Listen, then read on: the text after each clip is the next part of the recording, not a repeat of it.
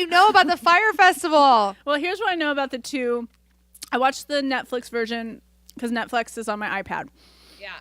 And the Hulu is not on my iPad. My daughter will not share with me her password. Kyla. Rude.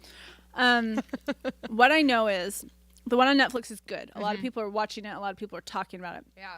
The one on Hulu, I feel like is a must watch because this fellow Billy is actually interviewed on it. I do want to see the interview with him. After you watch the one on Netflix, you'll be like, I need to see this guy because I feel like he's a young Donald Trump. Right. He's just a hustler. Did I hear someone say that he told one of his festival employees to go ahead and suck a security guard's dick for a case of Evian water? Is that right? Yeah, and this guy was like in his 50s. Oh my God. And it wasn't for a case. It was like for like 3 containers. You know those shipping containers? Oh, got it. It was for like the entire water supply of the festival. Okay. Yeah.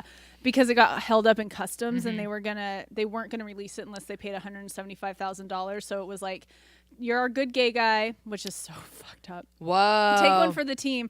But this guy's response was the trippiest part. He was like, I went in and I washed my face and I was prepared to go in there and suck this guy's dick for this festival. This grown ass 50-year-old man, like he was saying it to say like that is how deep we had gotten in and how invested I was in pulling this shit out of the mud. Wow. I was prepared to go in and suck this guy's dick. He's like, luckily, he was a really cool guy.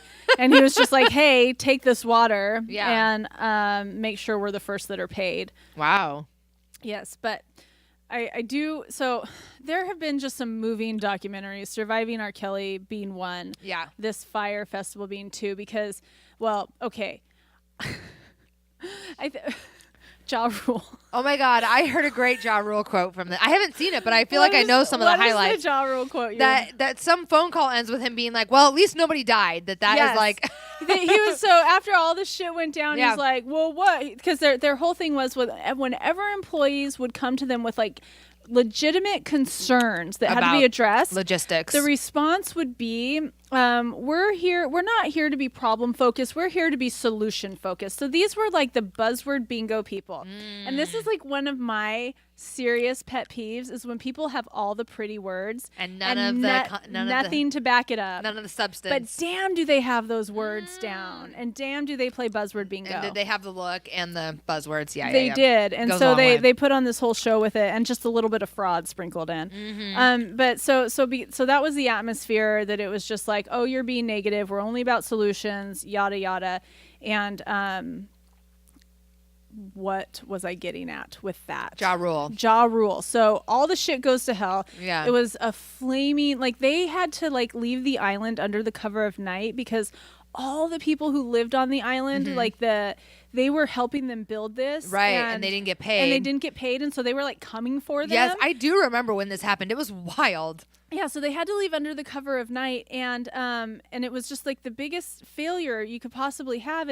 And so when they were having their conference call after Ja Rule said, he's like, oh, this was like really minimizing. He's like, I mean, it's not like anybody died. What is Ja Rule? He's a producer, right? But he's also a rapper. What's his song? I can't think of any Ja Rule songs. Are we muting? Always there when you call, but I'm always on time. Okay, you know what? That song fucking sucks anyway. There's so many extra words. Ashanti carried him. I know. There's so many extra words in that song. Like, I'm not always like that. Doesn't even fit in the rhythm of that song. I hate that song. That song makes my skin crawl. Yeah. Oh my God, I'm so glad that Ja Rule was involved in this because it's a fucking nightmare. He's a nightmare. Yeah, I mean, are we gonna do # mute Ja Rule? I mean, so we could, because here's my question. This was never addressed in the whole documentary. So this guy Billy, he was like the main, and he really was he is a total con man. He's got all the ideas. He's really good at getting people to give him their money, and he just kept getting more money. So go ahead. He was partners with Ja Rule in this. Why is he in jail and Ja Rule isn't? I don't know. Well, my question is, did anyone make any money? No. Or did everyone just get defrauded? everyone got defrauded. There was a case at the end because there's a class action lawsuit that's still pending, and class action lawsuits take years. So 2 festival attendants did decide to sue them outside of the class action lawsuit, and they won. They won $5 million each, but this guy has no money, so they're not going to get their money. I mean, at least not anytime soon. And this guy, even before he went into jail while everything was pending, he was already starting up other operations. I know. It's crazy what they can do, like with different types of bankruptcies, different shells, and like people who operate in the world of finance or in the world of conning people or in the world of money know, like, oh, I'm going to do some creative financing with this, or I'm going to, like they know this bullshit to like be able to make money here and hide it from so that they won't have to pay out their settlement. Just like the guy on the Blowpoke. Oh, right. Right? Where like he ended up having to say that what was that show? What was that called? Down the Stairwell, the owl. Oh my God. What the fuck was that called? We talked about it for weeks, Sandy. I can't remember what it was called. Staircase. The Staircase. Thank you. Just like the guy in The Staircase, where he ended up saying that he was like completely broke, so that he wouldn't have to pay the settlement to his kid or to his stepkid or whatever. Well, what they uncovered, this FBI investigation, because this guy, he would be like, I've got $1 million from this, I've got $1 million here, I've got $1 million here, I've got all this money, and like every time he would fly back to New York, he would come back with another like several $100,000, and the people around him were like, this guy's a genius. He's a genius. Well, what it turned out is, all said and done, he raised a total of $60,000. So all of it was fraudulent. It was like all fake, and he was like running this shit on it. I'd have to be loaded all the time to do. I mean, you would have to be.